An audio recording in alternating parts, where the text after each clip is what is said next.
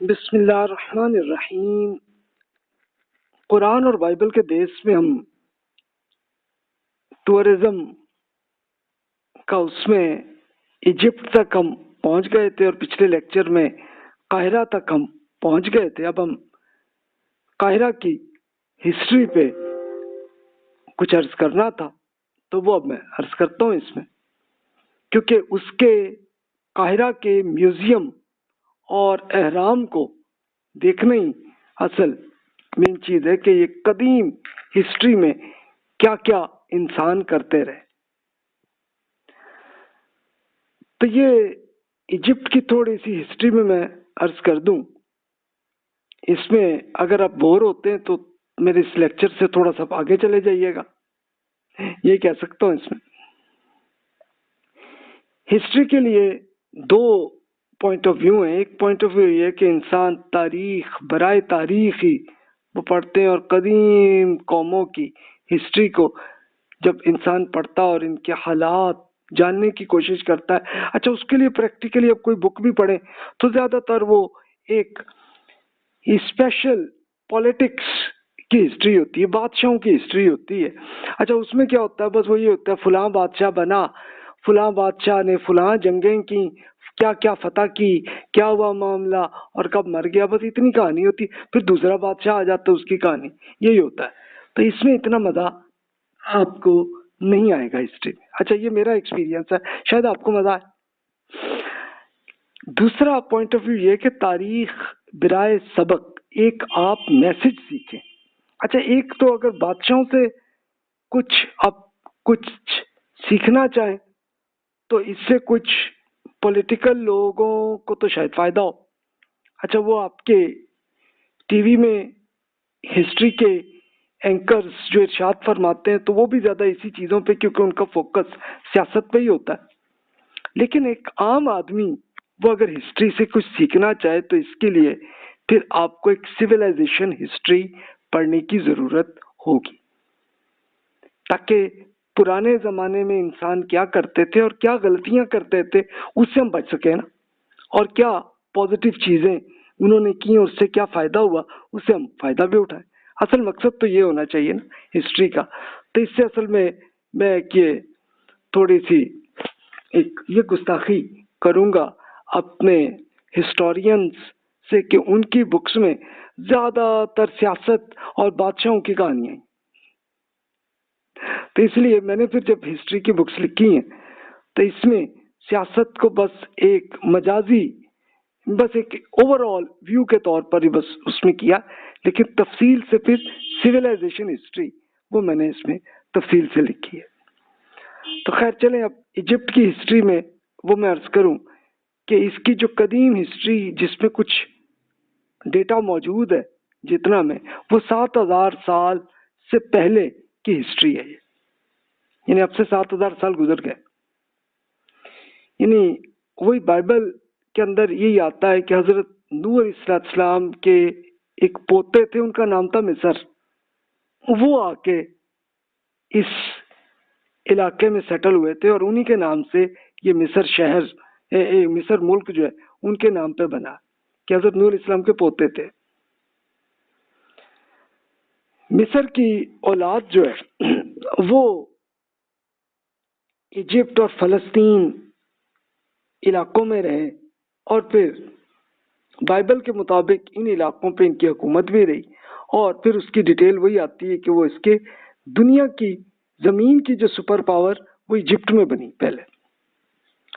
تو آج سے 12000 سال پہلے ایجپٹ کے لوگوں نے غلے کو پیسنے کا طریقہ ایجاد کیا، یعنی یہ اب ظاہر ہے اس سے پہلے بھی ہوگا، لیکن ہسٹری میں جتنا پتہ چلتا ہے ظاہر ہے کہ اس سے پہلے 12000 سال سے پہلے کیا تھا اس کی ہسٹری کی کوئی بکس نہیں ہے۔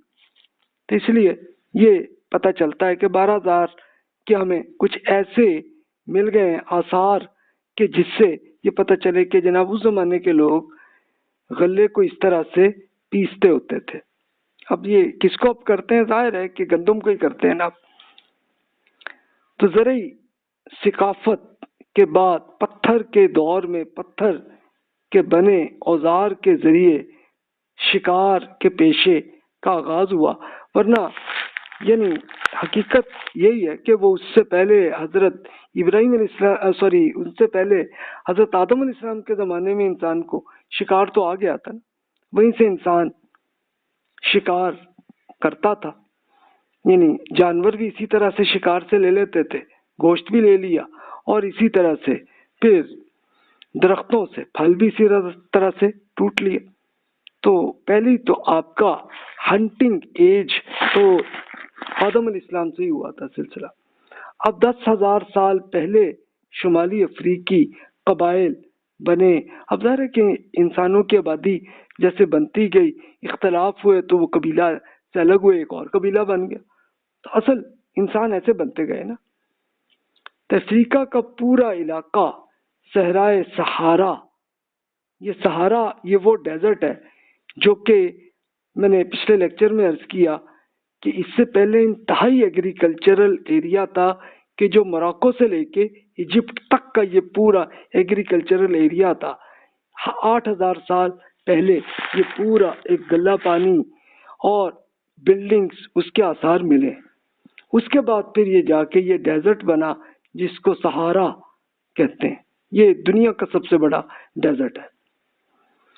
اچھا، 3100 BC کا زمانہ کہ جب خاندانی بادشاہت کے آثار سامنے آئے، اور یہی بادشاہ اسوان سے لے کے ڈیلٹا تک کا علاقہ، یعنی جہاں جہاں بھی ایگریکلچر ہو سکی تو انسان یہاں پہ اس طرح سے سیٹل ہوتے رہے، شہر بھی بنے، اور یہ معاملہ ہے۔ تو اس میں پھر 330 BC تک یہ رہا، اور پھر جس کو اردو میں اسکندر اعظم کہتے ہیں، اور یہ الیگزینڈر اصل اس کا نام ہے، اس نے ایجپٹ کو فتح کیا تھا۔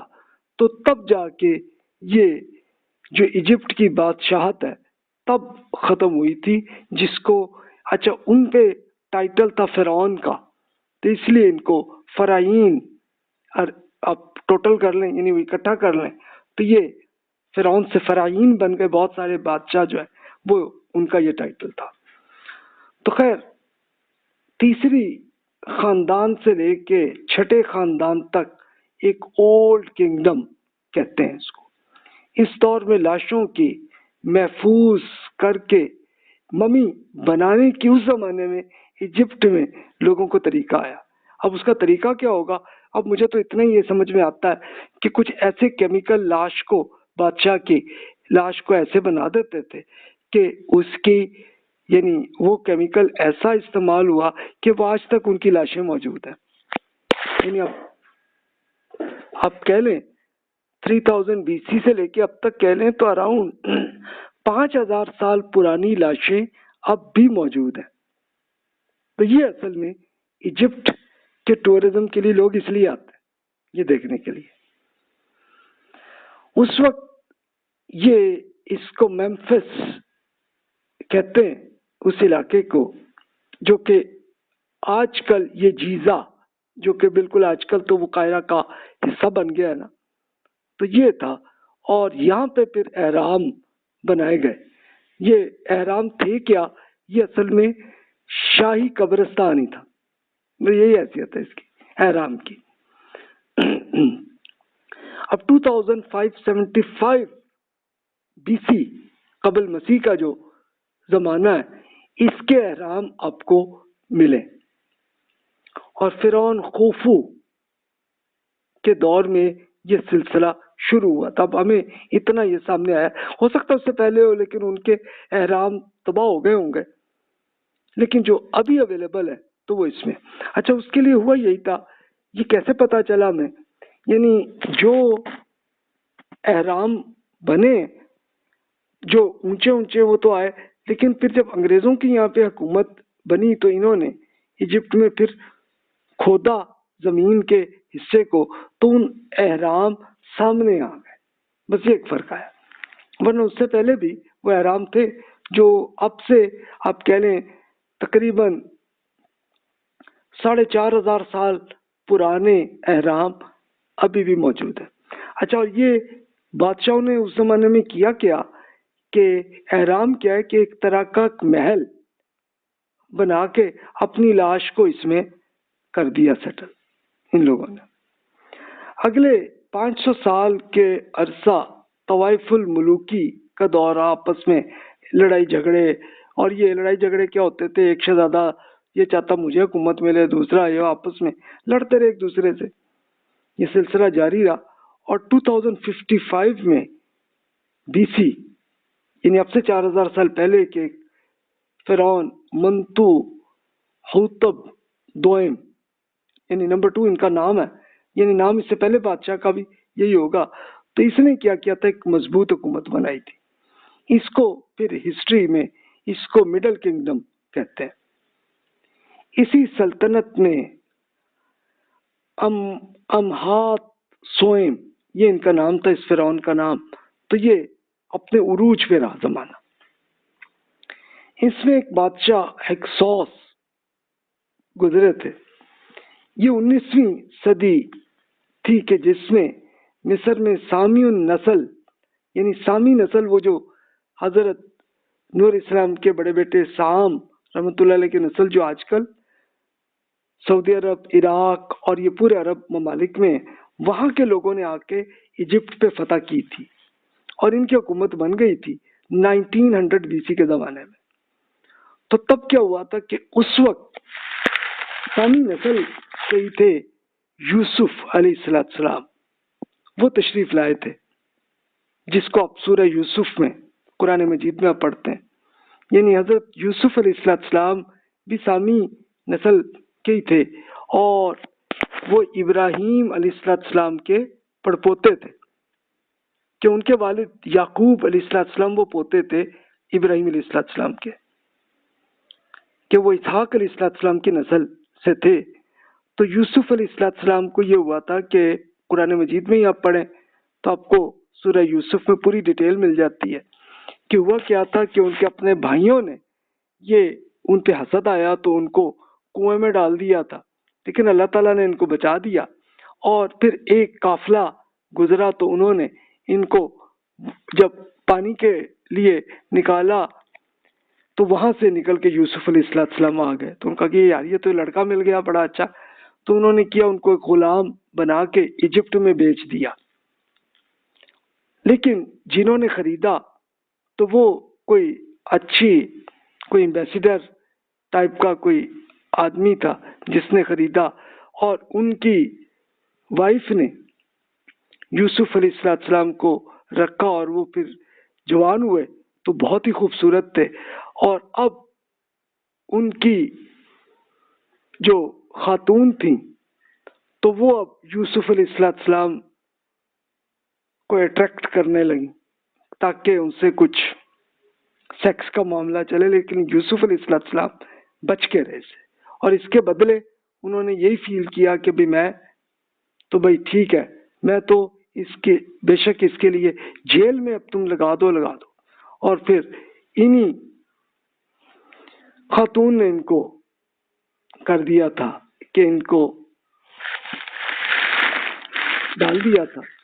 لیکن پھر اللہ تعالیٰ نے وہ بھی کیا کہ ان کے ذریعے پھر بادشاہ کو پوری بات پتہ چلی اور ان کے پورے علم کا پتہ چلا تو ان کو انہوں نے اپنا وزیر اعظم بنا دیا تھا. تو یوسف علیہ السلام نے پورا سیٹل کیا اور انہوں نے اپنے والد، والدہ، بھائیوں سب کو لے جا کے سیٹل کیا تھا اسی ڈیلٹا میں جو کہ ایجپٹ کا ہے. تو وہاں پہ آ کے یہ ڈیولپ ہوئے تھے.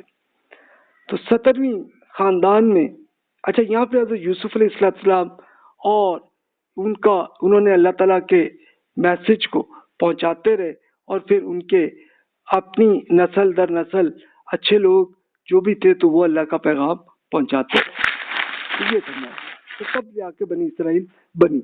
اسرائیل کون تھے کہ حضرت یعقوب علیہ السلام کا ٹائٹل تھا. اور ان کا اسرائیل کا مطلب کیا ہے؟ یہ سیم وہی ہے جو عبداللہ، اللہ کا بندہ، یہ ان کا ٹائٹل تھا. تو وہیں سے یہ بنی اسرائیل مشہور ہوئے تھے. اچھا ہوا یہ معاملہ پھر کہ توتن خامون ایک فرعون جو ہے اس کو مصر میں حکومت ڈیولپ ہوئی، اور اس کے بعد پھر مصر میں اخناتون نامی ایک فرعون کی حکومت ہوئی، تو اس نے دیوتاؤں کے بجائے ایک خدا کی عبادت کی تھی، یعنی حضرت یوسف علیہ السلام کی دعوت کو قبول کر لیا تھا انہوں نے۔ لیکن اخناتون کی وفات جب ہوئی تو پھر ایجپٹ میں دوبارہ شرک ان میں آیا۔ پھر اخناتون میں مصر میں ایک رعنسیس مشہور بادشاہ ہوئے، اور انہوں نے پھر یہ دیکھا کہ بنی اسرائیل زیادہ ہو گئے ہیں تو ان کو بہت سو کو قتل کریں، ان کے بچوں کو، تاکہ لیکن لڑکیاں رکھو لیکن لڑکوں کو کرو تاکہ یہ نہ ہو ان کی حکومت بن جائے، تو اس لیے کیا تھا۔ اسی میں حضرت موسیٰ علیہ السلام پیدا ہوئے تھے، اور اللہ تعالیٰ نے پھر یہ پورا قرآن مجید میں بتایا کہ بھئی موسیٰ علیہ السلام کی والدہ کو یہی آئیڈیا آیا کہ ایک اس کو ڈبے میں بند کر کے ایک چھوٹی سی جھیل میں ڈال دو، جو دریائے نیل میں ان کو ڈال دیا، اور اللہ تعالیٰ نے پھر یہی معاملہ کیا کہ وہی جو چھوٹی سی جھیل جو ہے آ کے عین فرعون کے گھر پہ، اب ان کی بیگم کا کوئی بچہ نہیں تھا تو انہوں نے موسیٰ علیہ السلام کو بیٹا قرار دیا تھا۔ پھر موسیٰ علیہ السلام کہ جب نبوت کا سلسلہ ہوا تو تب پھر بنی اسرائیل کو آزاد موسیٰ علیہ السلام نے کیا تھا۔ رامسیس کا بیٹا تھا جس کا نام تھا منفتح، یہ فرعون تھا کہ جس کا قرآن مجید میں پورا ذکر جس میں آتا ہے کہ موسیٰ علیہ السلام نے پوری نیگوسیشن کی، اللہ کا میسج پہنچایا اور سب معاملہ، اور پھر اپنی بنی اسرائیل کو ان کا یہی مطالبہ تھا کہ بھی اپنی بنی اسرائیل کو اب چھوڑ دیں تاکہ ہم یہاں سے اس ملک سے نکل آئیں گے۔ تو پھر اللہ تعالیٰ کا جب حکم ہوا تو وہ نکلے، تب یہ منفتح فرعون ہی تھا کہ جس نے یہ کیا کہ پیچھے ان کے آئے، لیکن اللہ تعالیٰ نے فرعون اس کی لاش کو اور اس کی پوری ملٹری کو غرق کر دیا تھا۔ لیکن پھر اللہ تعالیٰ نے یہ بھی کیا کہ اس منفتح فرعون کو یہاں سے اس کی لاش کو سمندر سے نکال دیا، اور اس کی لاش کو وہی ممی بنا کے کر دیا لوگوں نے، اور وہ آج بھی موجود ہے۔ تو میرا اصل میں یہی پلان تھا کہ اسی میوزیم کے اندر یہ ساری لاشوں کو دیکھوں، اور خاص طور پہ ٹارگیٹ تھا کہ اس منفتح فرعون کی لاش کو دیکھوں جس کا قرآن مجید میں ذکر ہے کہ تمہاری لاش کو میں سنبھال لوں گا، یہ قرآن مجید میں ذکر ہے۔ تو خیر دور جدید سلطنت ہے جس کو نیو کنگڈم کہتے ہیں، یہ بعد میں بنی تھی، یعنی اس کے بعد یہ ہوا کہ حضرت سلیمان علیہ السلام کے زمانے میں تو حکومت پورے فلسطین سے لے کے دریائے نیل تک ان کی حکومت چل گئی ہوئی تھی، یہ میں پچھلے لیکچرز میں عرض کیا تھا۔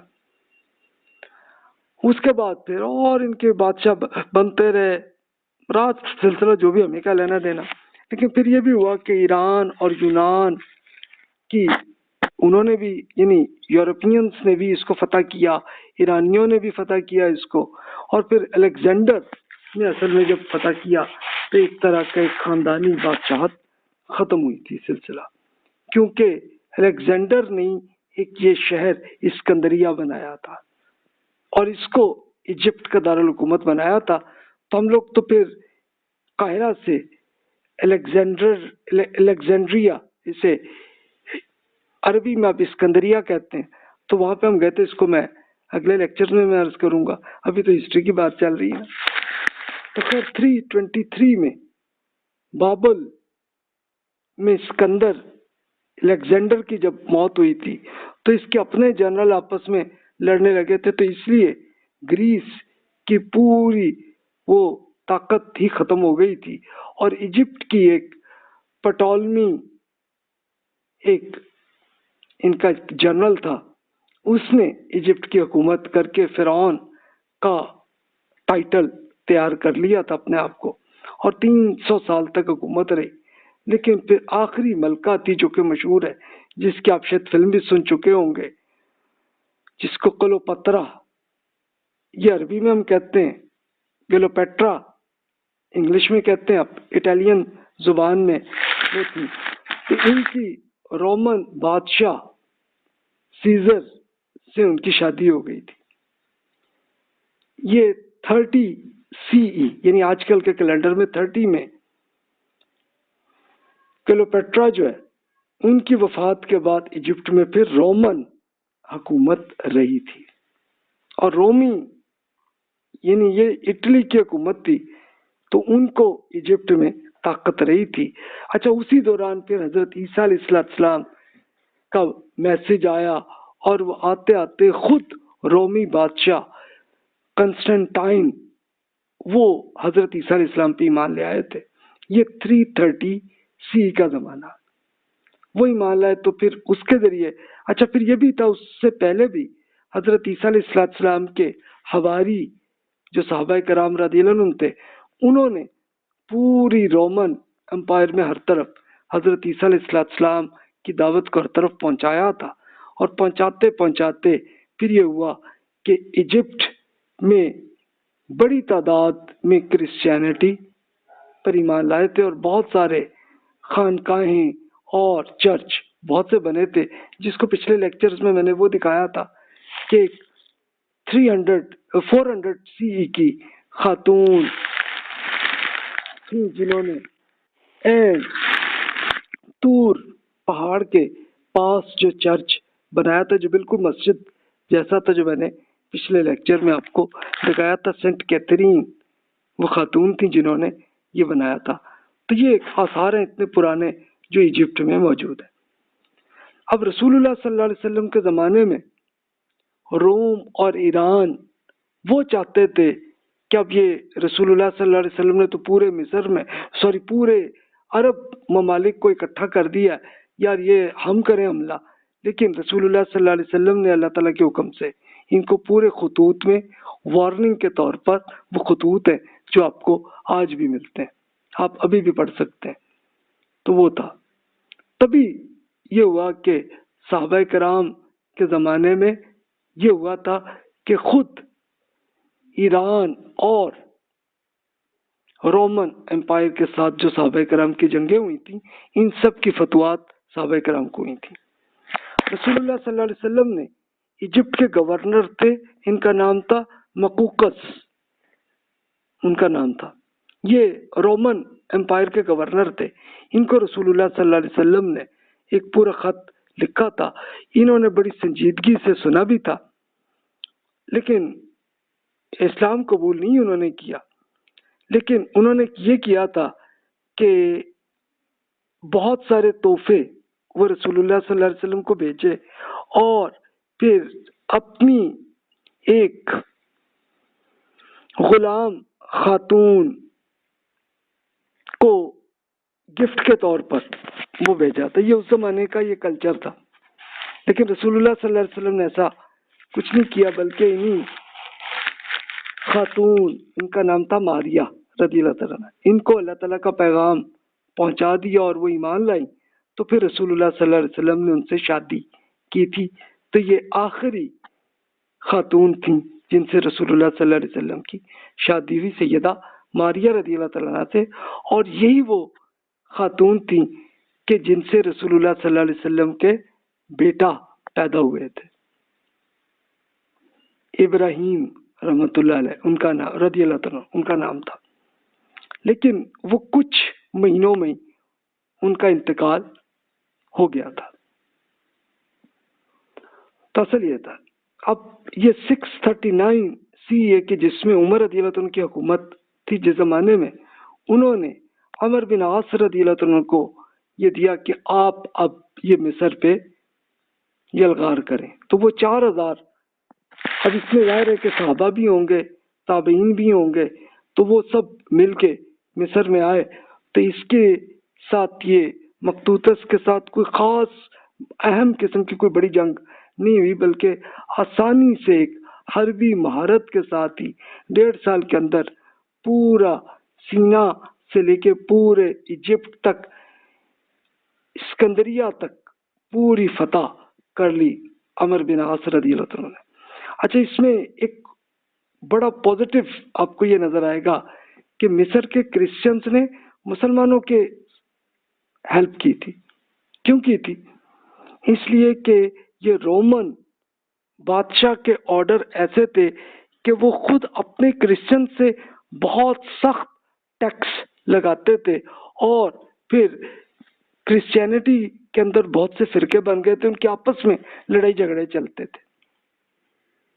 لیکن عمر بن عاص رضی اللہ عنہ آئے تو خود کرسچنز نے ان کی ہیلپ کی تھی، اور آسانی سے بغیر کوئی خاص بڑی جنگ نہیں ہوئی، چھوٹی موٹی بس ہوئی، اور اس کے ساتھ پورا ایجپٹ فتح ہو گیا تھا. اب یہ عثمان رضی اللہ عنہ کے زمانے میں پھر پہلے عمر بن عاص رضی اللہ عنہ اس کے گورنر رہے پہلے ایجپٹ کے، پھر بعد میں عبداللہ بن سعد بن ابی سرح رضی اللہ عنہ یہاں کے گورنر بنے تھے بعد میں، اور ایک اعلیٰ پائے کے ایک ایڈمنسٹریشن اور ایک بہت اچھے ملٹری بہت اچھے تھے. انہوں نے پھر آگے لیبیا، تیونس، الجزائر اور موراکو کا بھی کچھ حصہ انہوں نے فتح کیا تھا. اس کے کچھ ہی عرصے بعد پھر اگلی نسلوں میں چلتے چلتے وہ تابعین اب کہہ لیں کہ مسلمانوں نے پھر رومن سی کو کراس کر کے اسپین بھی فتح کر لی تھی. وہ 92 ہجری یعنی آلموسٹ اب کہہ لیں کہ 717 میں لے جا کے اسپین تک مسلمانوں کی حکومتیں بن گئی تھیں.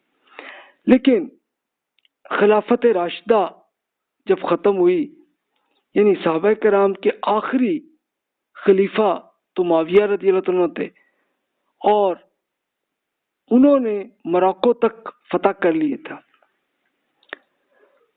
لیکن ہوا یہی کہ معاویہ رضی اللہ عنہ کے بعد تو پھر بادشاہت شروع ہو گئی مسلمانوں میں، تو پھر بنو امیہ اور پھر بنو عباس کی حکومت مصر میں رہی. تو مصر ایک صوبہ ہی رہا، لیکن اسپین میں بنو امیہ نے الگ حکومت بنا لی تھی، وہ تو ایک الگ رہی.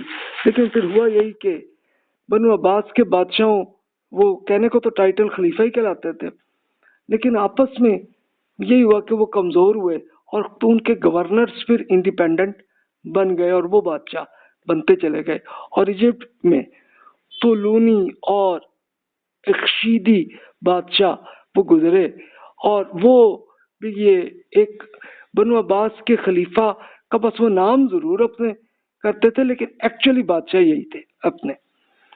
971 میں ایک اب مسلمانوں کے ہاں بھی فرقے بنے، تو اس کے ہاں پھر ایک پہلے اہل سنت اور شیعہ بنے، لیکن شیعہ حضرات کے پھر الگ گروپ بنے، جس میں ایک اسماعیلی اور اثنا عشری شیعہ وہ بنے. لیکن اسماعیلی حضرات نے بہت زیادہ اس میں اپنے میسج ان کا زیادہ کامیاب رہا، تو اسی کو وہ فاطمی خلافت کہلاتے ہیں، اور وہ اپنے آپ کو وہ بھی خلیفہ انہوں نے ٹائٹل لیا، اور انہوں نے قاہرہ کو اپنا کیپٹل بنایا تھا، اور 100 سال تک ان کی حکومت رہی. لیکن پھر وہ ان کے ہاں خود اسماعیلی حضرات کے اپنے فرقے بنے، آپس میں بھی وہ لڑنے لگے تھے. اچھا، انہوں نے اس زمانے میں ایجپٹ اور لیبیا تک ان کی حکومت بن گئی تھی، لیکن ان کا ایک فرقے نے یہ کیا کہ ان کو یہ سعودی عرب کا یہ جو علاقہ ہے جس کو آپ دمام کا علاقہ ہے، یہاں پہ ان کی حکومت بن گئی تھی. اور ایک پھر انہوں نے ایک ٹارگٹ کر کے ایران میں کی تھی، تو وہاں کے ایک وہ مشہور تھے حسن بن صبا، جنہوں نے اس زمین میں جنت بنائی تھی، جنہوں نے وہ تھی. اور پھر ایک حکومت ان کی بن گئی تھی ملتان میں ان کا دارالحکومت رہا. لیکن پھر وہ آپس میں بھی ان کے آپس میں جنگیں اور فرقے بنتے رہے، تو ختم ہوا تو یہ صلاح الدین ایوبی نے 1183 میں مصر میں انہوں نے وہ فتح کر کے، اور اس پورے یہ جس کو وہ فاطمی خلافت کہتے ہیں، اس کو انہوں نے ختم کیا تھا. تو ایوبی کی خود صلاح الدین ایوبی جب فوت ہوئے، تو جو اگلے جو پھر بادشاہ بنے، تو ان میں اتنی صلاحیت ہی نہیں تھی، ان میں بھی آپس میں لڑائی جھگڑے ہوئے. اور پھر ہوا کیا کہ آپس میں لڑائی جھگڑے میں پھر یہ ہوا کہ خود انہی کے ملٹری کے لوگ کے جو غلام تھے تو وہ مملوک سلطان بنے. یعنی اس زمانے میں کیا یہ طریقہ تھا کہ یہ ایک بندے کو جو ملٹری میں ہائر کرتے تو اس کو بادشاہ کا غلام بنا دیتے تھے. لیکن پھر ہوا یہ کہ وہی جو غلام تھے انہوں نے حکومت خود بنا دی اور ان کی حکومت پھر چلتی رہی. تو اس کو مملوک سلطان کہتے ہیں. سیم انڈیا میں بھی یہی سینیریو ہے. اسی ٹائم میں یہ بن گیا تھا جن کو غلامان سلطنت، یہ انڈیا میں بھی ایسی بن گئی تھی. یعنی اصل میں وہ ملٹری کے لوگ تھے کہ جو وہ بادشاہ کے غلام کہلاتے تھے لیکن ایکچولی وہ انڈیپینڈنٹ بن کے وہ حکومت بنا لیتے تھے. تو یہ بہرحال پھر مملوک سلاطین کی حکومت ایجپٹ میں رہی اور یہ 1517 میں رہی. لیکن پھر ترکی والوں نے اس کو فتح کیا اور وہ عثمانی بادشاہ جن کو سالم اول کے نام سے انہوں نے یہ جا کے سلیمان اصل میں ان کا نام تھا، انہوں نے ایجپٹ کو بھی فتح کیا اور پھر سلطنت عثمانیہ اور پھر ٹائٹل بھی انہوں نے لے لیا خلیفہ کا. اور یہ 1924 تک ان کی سلطنت عثمانیہ رہی. اب شروع میں تو بڑے اپنے عروج پہ وہ بھی رہے اور لیکن پھر ہوا یہ کہ وہ کمزور ہو گئے. تو 1798 میں نپولین جو کہ فرانس کے سب سے بڑے جنرل تھے انہوں نے ایجپٹ کو فتح کر لیا تھا. پھر 1805 میں محمد علی پاشا جو یہاں کے ایک مملوک بادشاہ تھے ان کو ختم کر کے خود فرانس کی حکومت بن گئی تھی. تو محمد علی ایک صاحب وہ بنے جو عثمانیوں کے گورنر تھے وہاں پہ. تو لیکن بس ان کی پھر رہی کیونکہ خود فرانس والوں نے آپس میں سیاست میں آپس میں لڑنے لگے، کمزور ہو گئے تو معاملہ ختم ہوا تھا. تو پھر مصر کی سعودی عرب کی قدیم سلطنتوں کے ساتھ جنگیں بھی محمد علی کی ہوئی تھی اور وہ ایک سلسلہ لے کے انہوں نے پھر طاقت لینے کے لیے انگریزوں سے تعلقات کیے. تو 1869 میں آ کے اصل میں پھر برٹش امپائر کی حکومت بن گئی تھی مصر میں اور انہوں نے 1869 میں یہ جو سوئز نہر ہے انہوں نے یہ پوری کر کے بنا دی تھی. تو 19ویں صدی کے آخر تک یہ ایجپٹ کی حکومت برٹش امپائر کی حکومت رہی تھی. لیکن 1982 میں انہوں نے ایجپٹ کو آزاد کیا اور اس کے بعد لیکن پریکٹیکلی کیا ہوا کہ ایک بادشاہ بنائے شاہ فاروق کے نام پہ، لیکن پھر خود ملٹری نے ان کو ہٹا دیا 1952 میں. تو وہاں سے لے کے آج تک اصل میں ملٹری کی حکومت ہے جو آج تک ایجپٹ میں. وہ ٹھیک ہے کہ بیچ میں اب 2011 میں آ کے انہوں نے پورے مصر کو یہ کر دیا تھا کہ چلو اس کی ایک کم از کم جمہوریت شروع کی، لیکن پریکٹیکلی ابھی تک ان کی ملٹری ہی پورے ایجپٹ کو ابھی تک چلا رہی. تو جناب یہ صورتحال ہے ایجپٹ کی پوری ہسٹری. تو جناب آپ اگر بور ہو چکے ہیں تو چلو بے شک آپ نہ سنیے گا.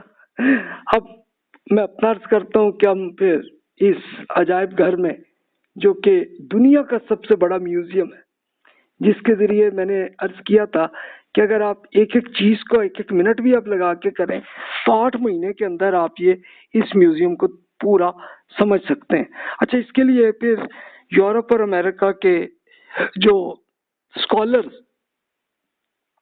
ایجپشن ہسٹری پہ جو لکھتے ہیں بکس، تو وہ آ کے واقعی کئی مہینے تک قاہرہ میں رہ کے تو تب جا کے یہ میوزیم کو پورا پڑھتے ہیں. تو ہم تو ظاہر ہے اتنا انٹرسٹ بھی نہیں تھا. تو خیر ہم ہاسٹل سے نکلے تو پیدل ہی ہم پھر میں نے وہ پارکنگ کا معاملہ جہاں پہ پارکنگ کی ہوئی تھی وہیں پہ رکھی اور پیدل ہی ہم پھر اسی میوزیم میں پہنچ گئے. تو دیکھا تو وہاں پہ عجائب گھر میں لکھا ہوا تھا ٹکٹ 50 ایجپشن پاؤنڈز، جو زمانے کے آپ پاکستان کے 500 روپے تھے. آج کل کے حساب سے آپ اسے خود کیلکولیٹ کر لیں، تقریباً 2000 روپے کی تھی. اچھا وہ کہنے کو وہ پاؤنڈ تھا، لیکن اس کی ویلیو وہ نہیں کہ جو برٹش پاؤنڈ کی ہوتی ہے، وہ نہیں تھی. تو خیر، عجائب گھر کے باہر بہت سارے فرعونی ادوار کے مجسمے بنے ہوئے تھے. اس کو پکچر میں آپ دیکھ رہے ہیں اسے. تو اوپر انہوں نے یہ، اب میرے پاس کیمرہ تھا لیکن انہوں نے اسپیشلی یہ کہا کہ سر یہ کیمرہ آپ ہمیں دے دیں، واپسی پہ لے لیں، کیونکہ کیمرہ الاؤ نہیں ہے یہاں پہ اس میوزیم میں جانے کا. تو خیر کیمرہ انہوں نے لے لیا ہم سے. تو اس لیے اس کے جو پکچرز، یہ اصل میں انہوں نے ایک طریقہ یہ انہوں نے بنایا تھا کہ بہت ساری سیڈیز رکھی ہوئی تھی کہ آپ دکانوں سے خریدیں جی یہ پکچرز آپ لینا چاہیں تو یہ اصل یہ کہانی تھی کہ لوگ تاکہ ان کی سیڈیز خریدیں، اس لیے انہوں نے کیمرہ ہم سے لے لیا تھا. تو میں نے پھر بہرحال وہ خرچہ نہیں کیا، اس لیے کہ وہ پھر بہت ساری ویب سائٹس میں آلریڈی وہی پکچرز مل گئیں، تو کیا ضرورت تھی مجھے ان کی سیڈیز خریدنے کی. اچھا آگے ایک شکل نظر آئی جس کو پورٹیبل قبریں نظر آئیں. تو پھر ان کو دیکھ کے یہ پتہ چلا کہ اچھا جناب فرعون اور کچھ اور لوگوں کی قبریں ایسے بناتے، یعنی کیا کیا کہ انہوں نے ایک باقاعدہ پتھر سے ایک طرح کا کمرہ سا بنایا اور اس کے اندر لاش کو یہاں پہ فٹ کرتے تھے.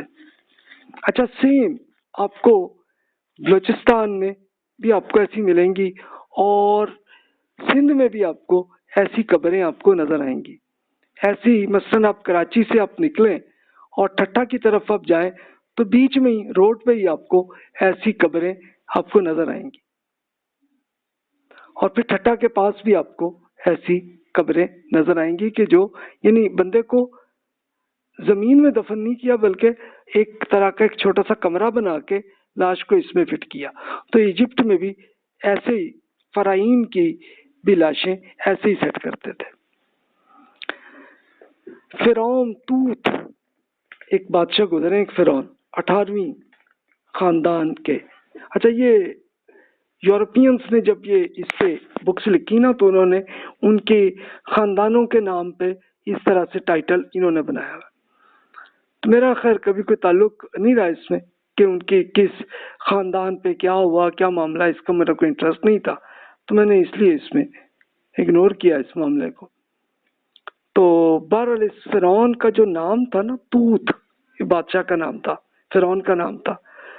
تو میرے ذہن میں لاہور کی نہر پہ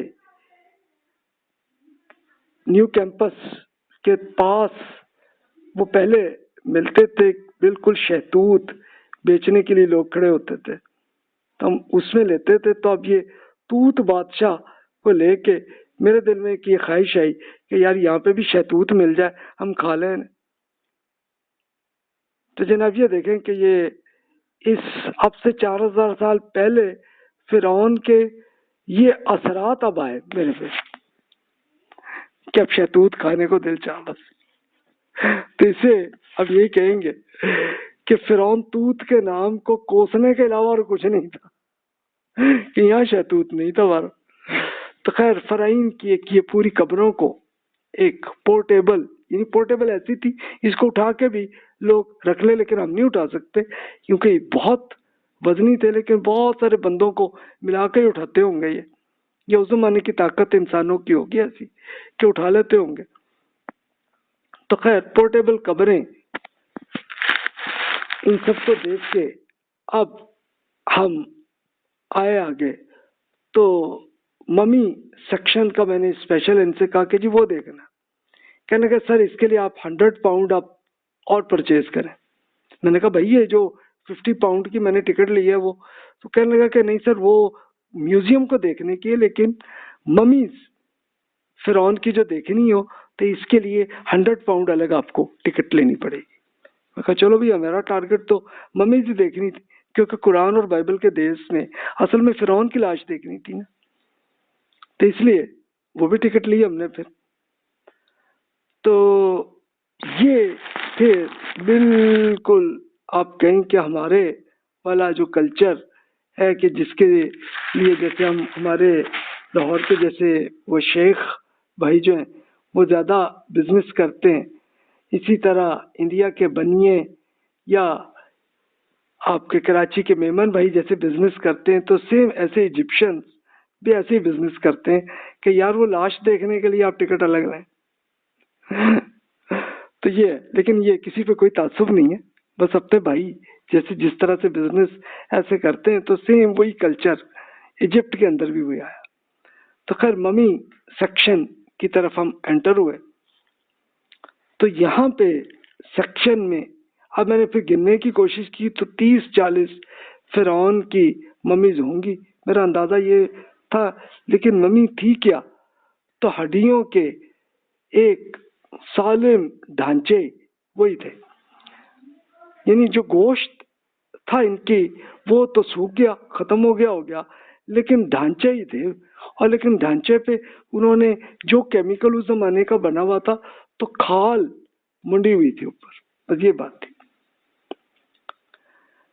تو حضرت موسیٰ علیہ السلام کا جو فرعون تھا جس کا منفتح نام تھا اور اس کا باتا رامسیس جس نے حضرت موسیٰ علیہ السلام کو بیٹا قرار دے کے لے لیا تھا، تو ان کی ممیز موجود تھی وہاں. تو منفتح کی ممی کی جب پٹیاں کھولیں تو اس میں نمک کی تہ بھی آئی تھی، اس لیے کہ سمندر میں اللہ تعالیٰ نے غرق کیا تھا، لیکن لاش کو پھر اللہ تعالیٰ نے سنبھالا تھا اس لیے نکالا تھا. تو قرآن مجید میں اصل میں ذکر یہ آیا ہے، بسم اللہ الرحمن الرحیم، وجاوزنا ببنی اسرائیل البحر فاتبعهم فرعون وجنوده بغيا وعدوا حتى إذا أدركه الغرق قال آمنت أنه لا إله إلا الذي آمنت به بنو إسرائيل وأنا من المسلمين الآن فقد عصيت قبل وكنت من المفسدين فاليوم ننجيك ببدنك لتكون لمن خلفك آية وإن كثيرا من الناس عن آياتنا لغافلون. ہم بنی اسرائیل کو سمندر میں لے کر گزار کر لے گئے. فرعون اور اس کے لشکر ظلم اور زیادتی کے غرض سے ان کے پیچھے چلے تھے، یہاں تک کہ فرعون جب ڈوبنے لگا تو بول اٹھا کہ جی میں تو ایمان لے آیا خداوند حقیقی پہ، اس کے سوا کوئی اور خدا نہیں ہے. جس پر بنی اسرائیل ایمان لائے میں بھی اس پہ ایمان لایا اور اطاعت کرنے والا ہوں میں. تو اللہ تعالیٰ کے پھر فرشتوں کے ذریعے جواب بھی آیا کہ تم اب ایمان لاتے ہو، حالانکہ اس سے پہلے تک تم نافرمانی کرتے رہتے اور تم فساد برپا کرنے والوں میں سے تھے. اب ہم صرف تمہاری لاش کو بچائیں گے تاکہ بعد کی نسلوں کے لیے تم نشان عبرت بن سکو. یہ سورہ یوسف میں پورا ذکر ہے. یعنی اس سے پھر یہ پتہ چلا کہ عین موت کے وقت جب بندے کو آئیڈیا آئے کہ اب میں توبہ کروں تو اللہ تعالیٰ پھر توبہ کو قبول نہیں کرتا. یعنی فرعون نے خود کو اپنے آپ کو خدا قرار دیا تھا، تو اللہ تعالیٰ نے پھر یہی کیا کہ اس کی لاش کو اس لیے سنبھالا تاکہ اگلی نسلوں تک کے لیے یہ عبرت حاصل ہو جو آج تک موجود ہے. تو اس کے لیے اب آپ کہیں گے کہ یہ جناب اس کی اہمیت کیا ہے؟ یعنی اللہ تعالیٰ نے یہ پریکٹیکلی اپنے رسولوں کے زمانے میں اس لیے کیا تاکہ نسل در نسل یہ پوری ہسٹری رہے، تاکہ ہر انسان پہ اسی طرح جزا اور سزا کا اللہ تعالیٰ نے آخرت میں کرنا ہے. تو آپ کے لیے ایک پریکٹیکل ایویڈنس آپ کے لیے ابھی بھی موجود ہے. اصل چیز یہ اہمیت ہے کہ یہ ہم لوگوں کے ساتھ بھی یہ ہونا ہے آخرت میں. تو اللہ تعالیٰ نے اس لیے زندگی میں یہ کر دیا تاکہ بھی آپ کو ایک پورا ایویڈنس آئے کہ اصل کیا ہے معاملہ. ہم ممی سیکشن کو دیکھ کر آئے تو اب یہ فرعون کے دور کی تصاویر پڑی ہوئی تھیں. یہ تصاویر تھیں جیسے ہمارے بچے اسکول کی ابتدائی جماعتوں میں جو بناتے ہیں، تو یہ اس زمانے کے پتھروں سے انہوں نے فرعون کی لاشیں تو تھیں، اس کے ساتھ تصویریں ایسی بنی ہوئی تھیں. تو یہ ان کے میوزیم میں نظر آیا کہ جس کو آپ 2 ڈائمینشنل ایک طرح کے مجسمے تھے مختلف فرائض کے. تو اب ظاہر ہے کہ جو لوگ ایجپشن ہسٹری پہ جو لوگ بکس لکھتے ہیں تو وہ پھر باقاعدہ ان کو لے کے پھر نوٹ کرتے ہیں کہ یہ جناب فلاں فرعون، اس کی یہ لاش ہے، یہ اس کی تصویر ہے. تو اس طرح کی تھی. اچھا، پھر ساتھ جانوروں کے مجسمے بھی نظر آئے. بادشاہوں کے مجسمے تو تھے ہی، اور مختلف ان کے جو دیوتا جن کو کہتے تھے دیوتا، ان کے عام طور پر فرعون اپنے آپ کو خدا کہلاتے تھے، تو وہ انہی کے یہ دیوتا بناتے تھے، تو وہی ان کے تھے. اور مصر کے مجسمہ سازی کے کیے نظر آئے کہ مجسمے قاسم کافی بھدے بھدے سے ہی بنے تھے. اب آپ بھدے بھدا کہیں یا آپ کو ہو سکتا اچھا لگے، یہ اب آپ کا جناب اپنا ٹیسٹ ہے، آپ اس میں دیکھ سکتے ہیں. تو سیم ہم جیسے منجو دڑو اور ٹیکسلا کے مجسمے وہ آپ کو شاید بہتر آپ کو لگیں گے.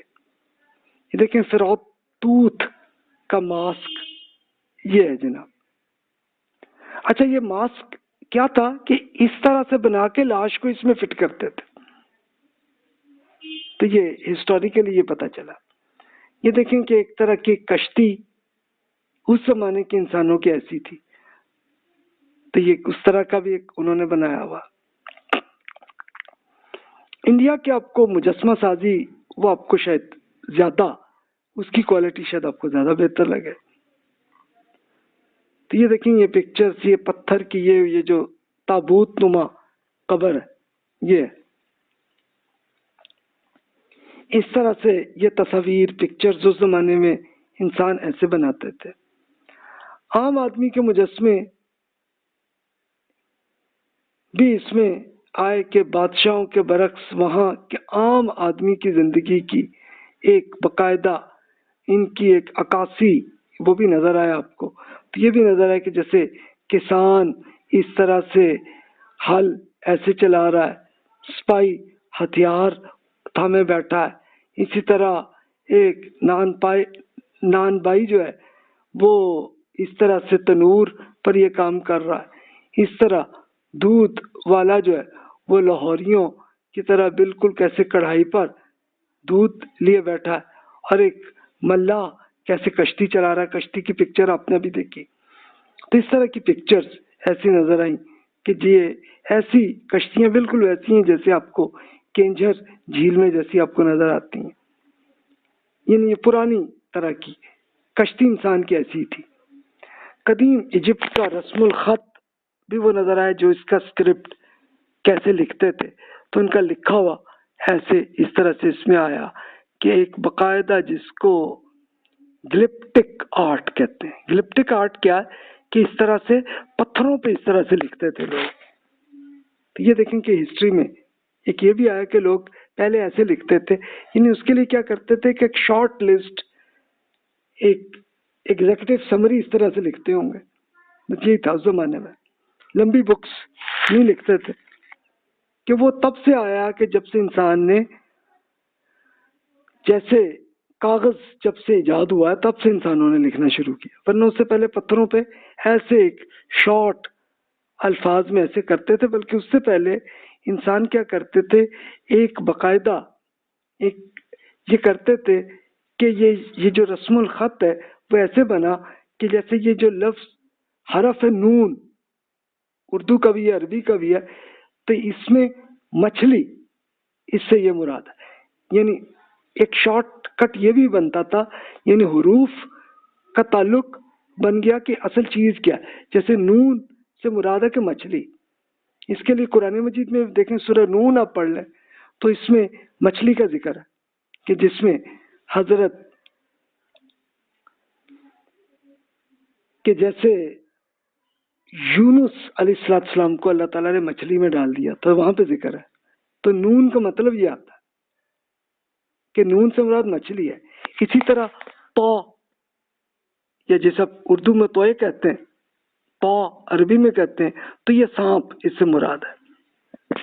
تو ایک طرح سے یہ جو اسکرپٹ ہے، تو قرآن مجید کی یہ جو مقطعات ہیں، اس سے پھر یہ پتہ چلتا ہے کہ جناب وہاں سے مراد یہ، جیسے سورہ نون ہے اس میں بڑا کلیئر ہے کہ یہاں پہ اللہ تعالیٰ نے یہ ایک ایویڈنس دیا ہے یونس علیہ السلام کی مچھلی کا، کہ ایک طرح کے کیے اس زمانے کا یہ ایک آپ کا جس کو ہائیروگلائف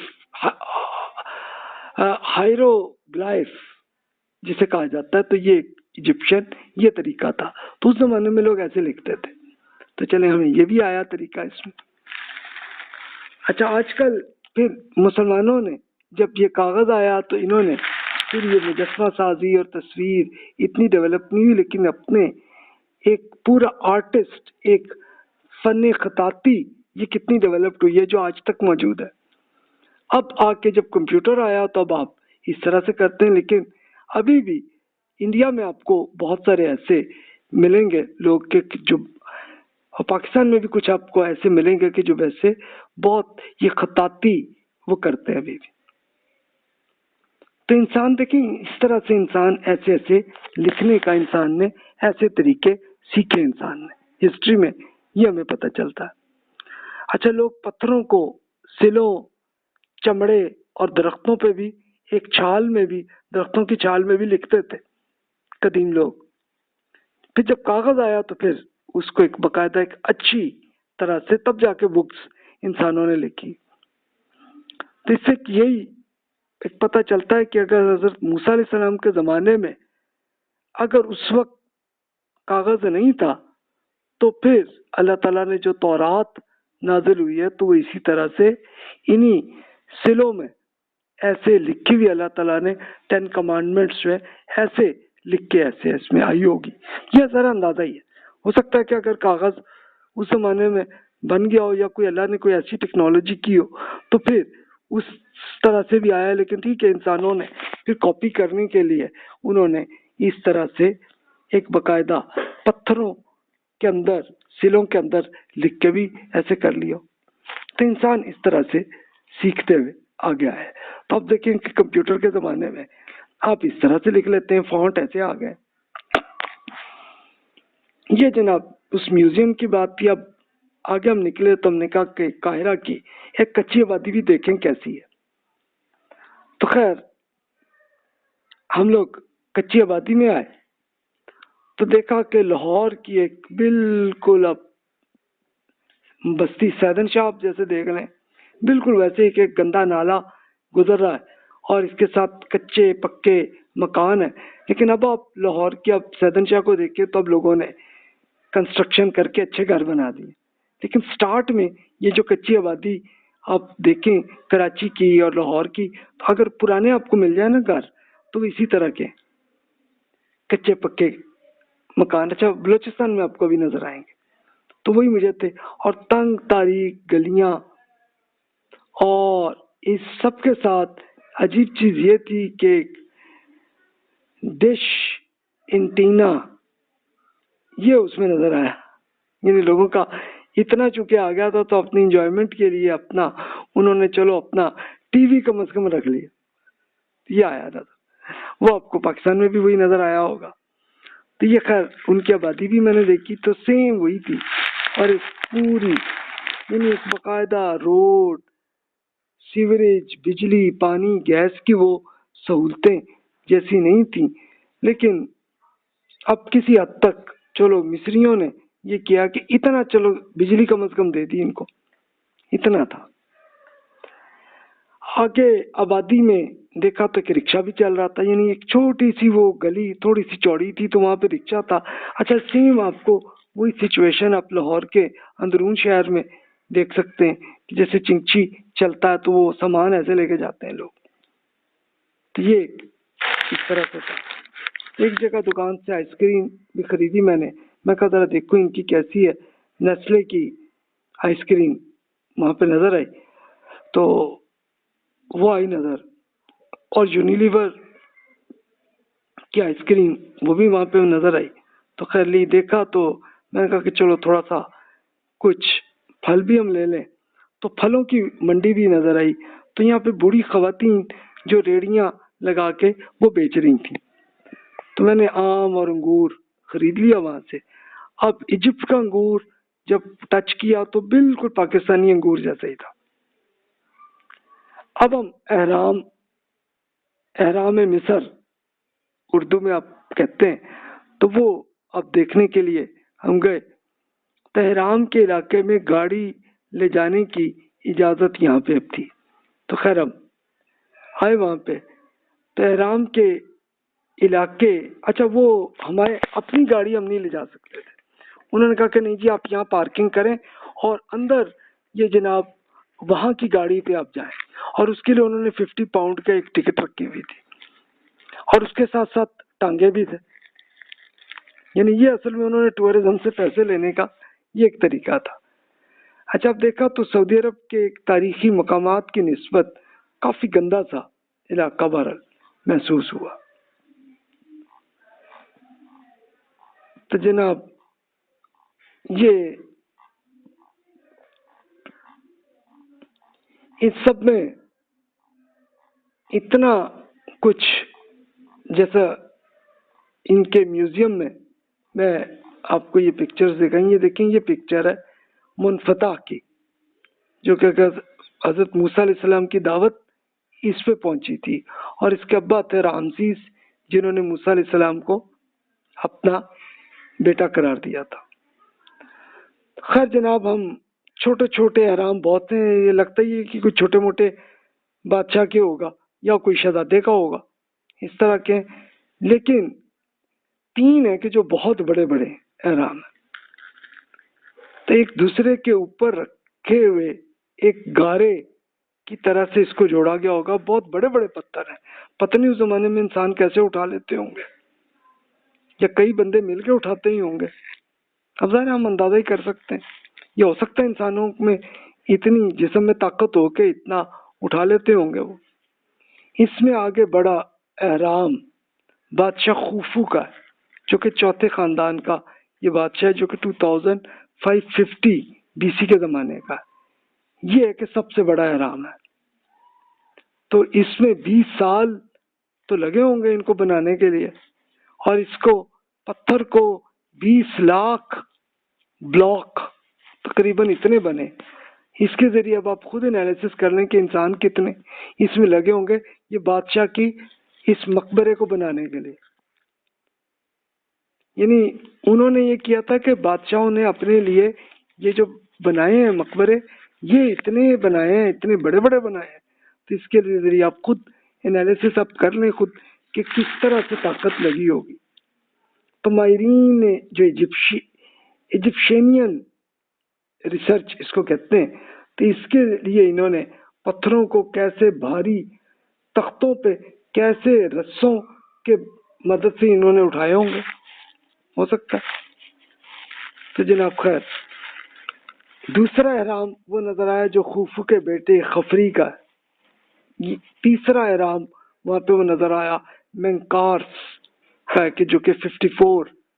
دیگر چھوٹے چھوٹے اور احرام ہیں جو ایجپٹ کے مختلف علاقوں میں جو پھیلے ہوئے، یعنی صرف اسی جگہ پہ نہیں کہ جو قاہرہ کے پاس جیزہ کے علاقے کے پاس یہ سب کچھ یہ نہیں ہے، بلکہ وہ پورے دریا نیل جہاں جہاں ہے تو اس میں بہت سارے چھوٹے موٹے بڑے بڑے احرام بنے ہوئے. تو 500 BC کے ایک یونانی اسکالرز تھے ہسٹری کے، تو انہوں نے ہیروڈوٹس نے ایجپٹ کے سفر میں انہوں نے تفصیل سے لکھی ہیں. تو انہوں نے ایک انالیسس انہوں نے کیا کہ بھی 1 لاکھ سے قریب بندوں نے جا کے ایک احرام بنایا ہوگا. اب ظاہر ہے کہ ان کا ایک انالیسس ہے، آپ اس سے مختلف اختلاف بھی کر سکتے ہیں. تو اب ظاہر ہے اس کے لیے کوئی اس زمانے کی بکس نہیں ہے نا. ابن بطوطہ اپنے سفر نامے میں لکھتے ہیں، ان کی بات بڑی دلچسپ ہے.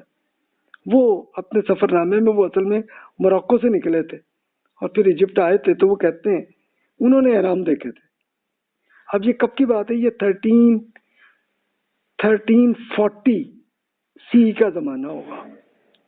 جب وہ موراکو سے چلے تھے حج کے لیے اور پہلے ایجپٹ گئے تو وہ کہتے ہیں کہ ان کا شمار ان عجائب میں ہوتا ہے کہ جن پر زمانے گزر گئے. یہ عربی میں انہوں نے لکھا تو اس کا ترجمہ کہ لوگ اس بارے میں کثرت سے بات کرتے ہیں اور ان کے معاملے اور تعمیر میں غور و خوض کرتے ہیں. ان کا خیال ہے کہ یہ ان علوم کے نتیجے میں تعمیر ہوا کہ جس میں اخنوخ یعنی ادریس علیہ السلام سے یہ طریقے سیکھے ہیں انہوں نے.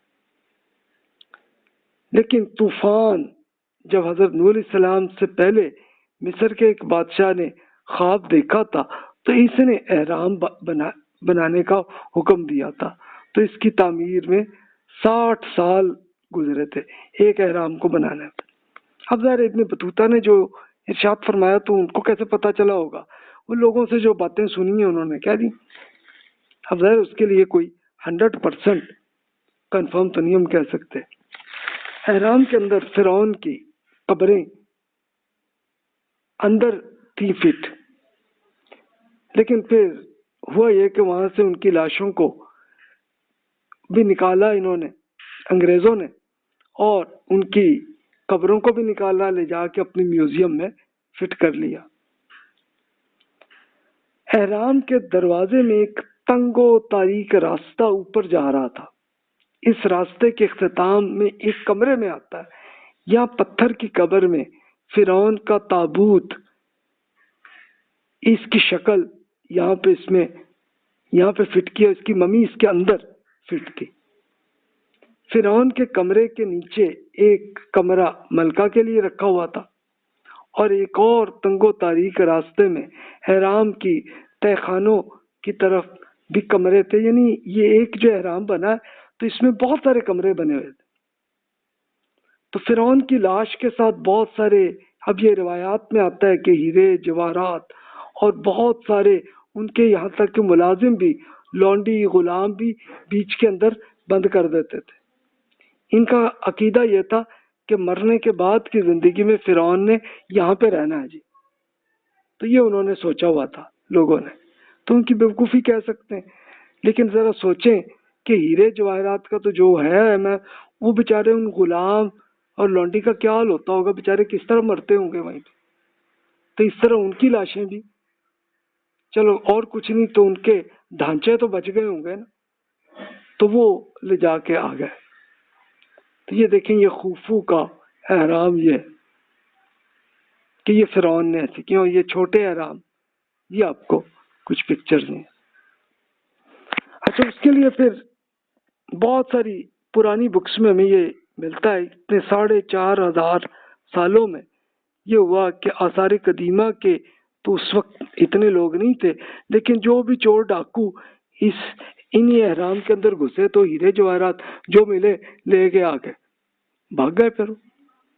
تو اس لیے ماہرین کے سوائے ممیز، قبریں، تابوت اور تختیاں بس وہی ملی. ابن بطوطہ بیان کرتے ہیں کہ مامون اور رشید بادشاہ نے احرام کو کھولنے کے لیے ایک مہم کی تھی. تو اس کے ذریعے انہوں نے پتھر برسائے تاکہ اندر سے احرام نکلے، تاکہ اندر سے، اور اندر کثیر دولت بھی مل گئی.